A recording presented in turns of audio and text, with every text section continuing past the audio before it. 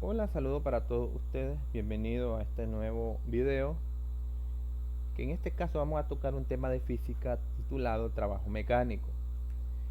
En física, específicamente en una de las ramas que es la mecánica, se entiende por trabajo mecánico a la acción que ejerce una fuerza sobre un cuerpo en reposo o en movimiento, de modo tal que produzca un desplazamiento en ese cuerpo. Por ejemplo, aquí tenemos una fuerza aplicada a este objeto.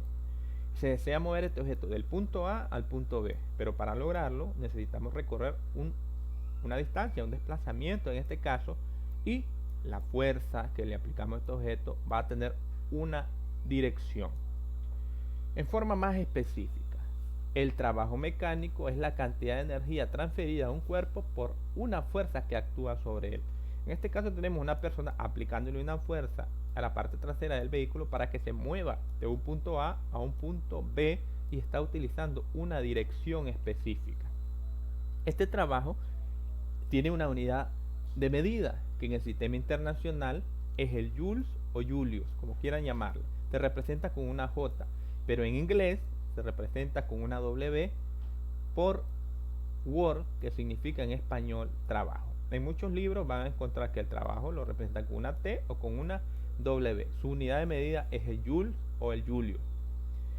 Hay dos cosas importantes que tenemos que recordar. Uno, que existen trabajos que son positivos, negativos e incluso trabajo nulo cuando no se realiza ningún tipo de trabajo. Se suele hablar de trabajo positivo cuando si la fuerza le transfiere energía al objeto, pero si es negativo cuando le resta energía al objeto. Por ejemplo, aquí tenemos una niña que está arrojando una pelota, lanzando una pelota, entonces ella realiza un trabajo positivo, mientras que quien ataja dicha pelota realiza un trabajo negativo. Es importante recordar que un joule equivale a un kilogramo cuadrado sobre segundo cuadrado. Esto es lo mismo que tener newton por metro. Como el trabajo mecánico, ¿de acuerdo?, es una magnitud escalar, esta se mide a través de joule, que equivale a esto que está acá. Muy importante tenerlo en cuenta cuando de pronto en un problema encontremos la masa, encontremos la distancia e incluso encontremos el ángulo o la dirección que se aplica a esa fuerza para realizar dicho trabajo. Entonces un joule equivale a un kilogramo cuadrado sobre segundo cuadrado. Esto depende directamente proporcional de la fuerza que lo ocasiona. O sea, a mayor fuerza que vos apliques, mayor trabajo vas a realizar. Y a menor fuerza que apliques, menor trabajo vas a realizar. O sea, que son directamente proporcionales. En este caso aquí visualizamos a una persona que está trasladando un objeto de un punto a un punto B. La fórmula para calcular el trabajo va a ser igual a fuerza por distancia. Pero cuando hay una dirección, como en este caso de esta niña, de acuerdo, que lleva una dirección de 60 grados, hablando de esa carretilla, significa que vamos a utilizar fuerza por distancia por el coseno del ángulo. Eso es solo cuando hay una dirección. Aclaro de que la transferencia de calor o energía calórica no se considera una forma de trabajo. ¿Por qué razón? Porque a pesar de que consiste en una transferencia de energía, no puede ser tomado como una forma de trabajo. Entonces se excluye de esto. Lo mencionaba anteriormente, cuando la dirección existe en un problema, nosotros utilizamos fuerza por distancia por el coseno del ángulo, en este caso lo que está acá abajo, ¿de acuerdo? Porque el problema indica orientación, o sea, da la orientación o el ángulo con que se realiza, ¿de acuerdo?, dicha fuerza. Pero cuando el ángulo es cero, coseno de cero nos equivale a 1, entonces el trabajo queda determinado por fuerza por distancia, que es la fórmula común que aparece. Cuando aparezca la orientación, entonces colocamos coseno del ángulo. Y hablando de eso, hay una clasificación importante que hay que hacer, porque el trabajo en algunas ocasiones puede ser positivo. Eso sucede cuando el ángulo está entre 0 y 90 grados, se considera positivo. También puede considerarse negativo cuando el ángulo está entre 90 y 180 grados. Esto producto de que si sacan coseno, un ejemplo, coseno de 150 le da un signo negativo, pero aquí si sacan coseno de 45 le da con signo positivo. De ahí el signo del trabajo. Pero también tenemos el trabajo nulo. ¿Qué pasa con el trabajo nulo? Eso sucede, ¿de acuerdo? Cuando la fuerza y el ángulo de desplazamiento forman un ángulo recto de 90. Un ejemplo aquí, la fuerza y el desplazamiento forman un ángulo de 90. Y si nosotros sacamos coseno de 90, eso vale 0. Entonces, ¿qué significa? Que no hay trabajo. ¿Eh?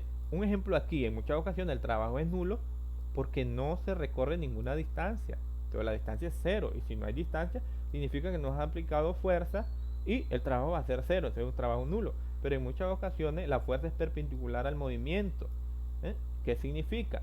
Que aunque vos vayas caminando y tengas levantado este objeto y está perpendicular al movimiento, significa que el trabajo es nulo. Vamos a ver un ejemplo para los amantes al deporte. Me disculpan los de Real Madrid, pero quise tomar un ejemplo del Barcelona. En un juego de fútbol, el árbitro cobra un penalti, Lionel Messi patea el balón en una dirección al arco con una fuerza de 500 newton. Aquí está la fuerza, 500 newton, logrando que se desplace unos 15 metros.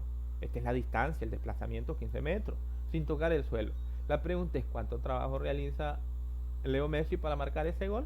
La fórmula dice que el trabajo va a ser igual a fuerza por la distancia. No tengo la dirección, entonces es irrelevante colocar la dirección porque no tengo el ángulo. Entonces vamos a ver cómo nos quedaría este ejercicio. La fuerza por distancia es 500 newton por 15 metros. 500 por 15 nos queda 7500 newton por metro. Y newton por metro ya había dicho que equivale a joule.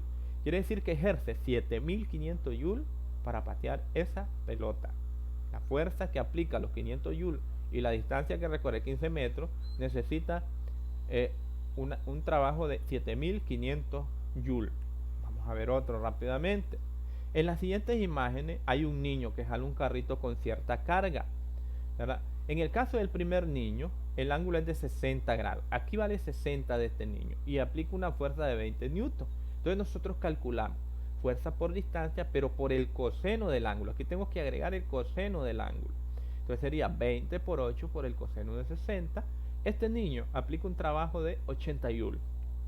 Pero ¿qué pasa en el caso 2? En el caso 2, el niño jala con un ángulo de 0 grados y aplica una fuerza de 20 newton. Vamos a determinar el trabajo y las distancias son los mismos 8 metros. Entonces 20 por 8 por el coseno de 0. Al multiplicar esto me da un trabajo de 161. ¿Qué implica esto? Ojo, que cuando yo tengo un ángulo de 60 grados, el trabajo es de 80 joule.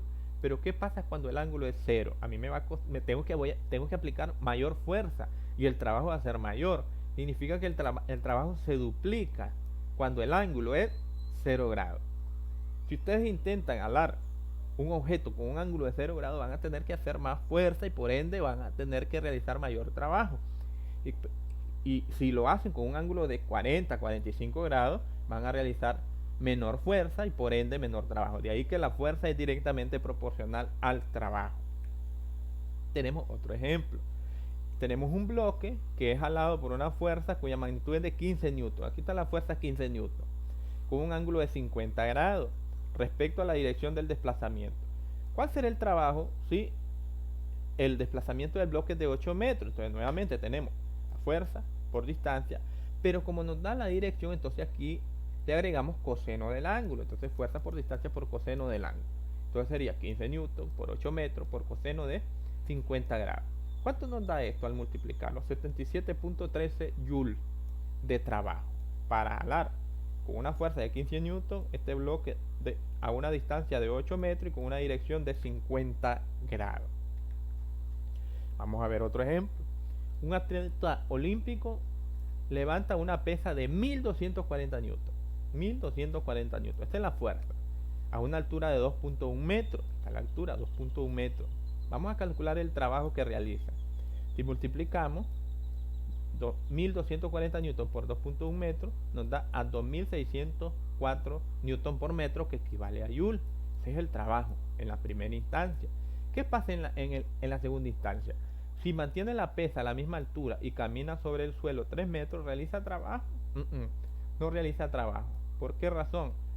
Porque la pesa se mantiene a la misma altura, quiere decir que la pesa no la mueve de un lugar a otro y no hay una distancia, ¿de acuerdo? Aunque él camine sobre el suelo 3 metros. Por lo tanto, no realiza ningún trabajo. Aquí hay que recordar un poquito la teoría y la definición de trabajo.